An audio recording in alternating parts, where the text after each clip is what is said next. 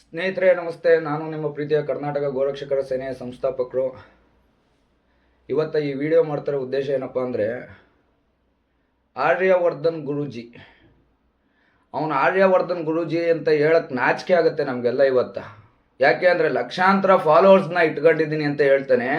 ಒಂದು ನಮ್ಮ ಗೋವನ್ನು ತಾಂಡೋಗಿ ಒಬ್ಬ ಮನುಷ್ಯನ ಹಿಂಭಾಗಕ್ಕೆ ಹೋಲಿಸ್ತಾ ಇದ್ದಾನೆ. ಲೇ ಆರ್ಯವರ್ಧನ್ ಗುರೂಜಿ, ಗೋವಿನಲ್ಲಿ ಲಕ್ಷ್ಮಿ ನೆಲೆಸಿರ್ತಕ್ಕಂಥ ಸ್ಥಾನನ ಶ್ರೀಸ್ಥಾನ ಅಂತ ಕರೀತಾರೆ ಕಣೋ ಗುಲ್ಡು.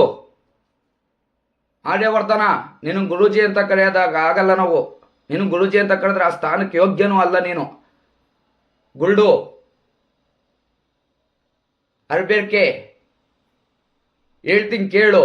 ಗೋವಿನಲ್ಲಿ ಲಕ್ಷ್ಮಿ ನೆಲೆಸಿರ್ತಕ್ಕಂಥ ಸ್ಥಾನನ ಶ್ರೀಸ್ಥಾನ ಅಂತ ಕರಿತೀವಿ. ನಿನ್ನ ಸಂಖ್ಯಾಶಾಸ್ತ್ರನ ನೀನು ನಡೆಸ್ಕೊಂಡು ಹೋಗಪ್ಪ, ನಾವು ಅದ್ರ ಬಗ್ಗೆ ಮಾತಾಡ್ತಾ ಇಲ್ಲ. ಆದರೆ ನಮ್ಮ ಹಿಂದೂ ಧರ್ಮದಲ್ಲಿ ಲಕ್ಷ್ಮಿಯನ್ನ ಪ್ರತಿಯೊಂದು ವಸ್ತುವಿನಲ್ಲಿ ನಾವು ಮಾಡ್ತಕ್ಕಂಥ ಕೆಲಸದಲ್ಲಿ ನಾವು ಕಾಣ್ತೀವಿ, ಆಕೆಯನ್ನು ಪೂಜಿಸ್ತೀವಿ. ಗೋವಿನಲ್ಲಿ ಮುಕ್ಕೋಟಿ ದೇವತೆಗಳು ಇದ್ದಾರೆ ಅಂತ ಹೇಳಿ ಪೂಜಿಸ್ತಾ ಇದ್ದೀವಿ.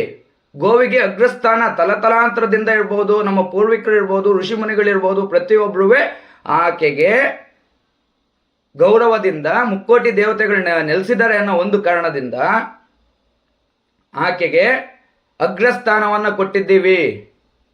ಗೋವಿನ ಹಿಂಭಾಗದಲ್ಲಿ ಲಕ್ಷ್ಮಿ ನೆಲೆಸಿರ್ತಾಳೆ, ಮನುಷ್ಯನ ಹಿಂಭಾಗದಲ್ಲೂ ಲಕ್ಷ್ಮಿ ನೆಲೆಸಿರ್ತಾಳೆ. ಹಂಗಂದ್ರೆ ನೀನು ಸಂಖ್ಯಾಶಾಸ್ತ್ರ ಹೇಳೋದು ಬಿಟ್ಬಿಟ್ಟು ಡೈಲಿ ನಿಮ್ಮ ಮನೆಯವ್ರಿಗೆ ಹಿಂಭಾಗಕ್ಕೆ ಪೂಜೆ ಮಾಡ್ಕೊಂಡು ಕೂತ್ಕೊಬಿಡು, ಬರುತ್ತೆ. ಸಂಖ್ಯಾಶಾಸ್ತ್ರ ಯಾಕೆ ನಡೆಸ್ತಾ ಇದೀಯಾ?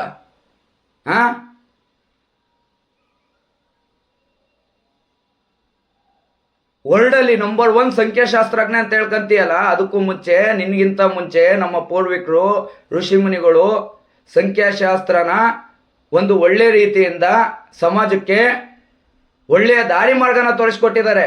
ನಿನ್ನಂಗೆ ಕ್ರಿಕೆಟ್ ಬೆಟ್ಟಿಂಗ್ ಆಡ್ಸೋದಿರ್ಬೋದು, ಇಲ್ಲಾಂದ್ರೆ ಮನುಷ್ಯರ ಹಿಂಭಾಗದಲ್ಲಿದೆ ಹೋಗಿ ನಮಸ್ಕಾರ ಮಾಡ್ಕೊಳ್ಳಿ, ಸಂತೋಷ ಪಡಿಸಿ ಅಂತ ಹೇಳಕ್ಕೆ ಅಲ್ಲ ಸಂಖ್ಯಾಶಾಸ್ತ್ರಜ್ಞ. ನಮ್ಮ ಹಿಂದೂ ಧರ್ಮದಲ್ಲಿ ಲಕ್ಷ್ಮೀನಿರ್ಬೋದು, ಇನ್ನು ಹಲವಾರು ದೇವತೆಗಳನ್ನ ನಾವು ನಮ್ಮ ಪೂರ್ವಿಕರು ಹೇಳ್ಕೊಟ್ಟಿರೋ ರೀತಿ ಕಟ್ಟುಪಾಡಿನಲ್ಲಿ ಪೂಜೆಗಳನ್ನ ಮಾಡ್ಕೊಂಡು ಹೋಗ್ತಾ ಇದೀವಿ. ಮನುಷ್ಯನ ಹಿಂಭಾಗಕ್ಕೆ ಯಾವನು ಪೂಜೆ ಮಾಡಲ್ಲ ಸ್ವಾಮಿ, ಯಾವನು ಕೈ ಮುಗಿಯಲ್ಲ. ಸ್ನೇಹಿತರೆ, ಇಂಥವ್ರಿಗೆಲ್ಲ ಗುರುಗಳು ಅಂತ ಹೇಳಿ ಹೋಗಿ ಶಾಸ್ತ್ರ ಕೇಳ ಅಂತದನ್ನ ನಮ್ಮ ಜನಗಳು ಮಾಡ್ತಾ ಇದಾರೆ. ಇದು ನಿಮ್ಮ ಬುದ್ಧಿವಂತರು ದಡ್ರೋ ಏನು ಹೇಳ್ಬೇಕು ಅಂತ ನನಗೆ ಗೊತ್ತಾಗ್ತಾ ಇಲ್ಲ ಇವತ್ತಿನ ದಿವಸ. ಇವನು ಸಮಾಜದ ನಮ್ಮ ಹಿಂದೂ ಧರ್ಮದ ದಿಕ್ ತಪ್ಸ ಅಂತ ಕೆಲಸನ ಮಾಡ್ತಾ ಇದ್ದಾನೆ. ಇಂಥ ಗುರುಗಳಿಗೆ ಸೋಷಿಯಲ್ ಮೀಡಿಯಾದಲ್ಲಿ ಮಾತಾಡುವಾಗ ಅವಾಚ್ಯ ಶಬ್ದಗಳನ್ನ ಮಾತಾಡಿ ನೋಡ್ತಕ್ಕಂಥ ಹೆಣ್ಮಕ್ಳಿಗಿರ್ಬೋದು ಅಥವಾ ಸಂಸಾರಸ್ಥರು ನೋಡ್ತಾ ಇರ್ತಾರೆ, ಅವ್ರಿಗೆಲ್ಲ ಇರ್ಸು ಮುರ್ಸು ಉಂಟು ಮಾಡ್ತಾ ಇದ್ದಾನೆ. ಆದ್ರಿಂದ ಸ್ನೇಹಿತರೆ, ಮುಂದೆ ನಾವು ಇವನ ವಿರುದ್ಧವಾಗಿ ಒಂದು ಮೊಕದ್ದಮೆಯನ್ನು ದಾಖಲು ಮಾಡಬೇಕು ಅಂದ್ಕೊಂಡಿದ್ದೀವಿ. ಆದಷ್ಟು ಈ ವಿಡಿಯೋನ ಆ ಸಂಖ್ಯಾಶಾಸ್ತ್ರಜ್ಞ ಗುರೂಜಿ ತಕ್ಕ ತಲುಪೋ ತನಕನೂ ಶೇರ್ ಮಾಡಿ.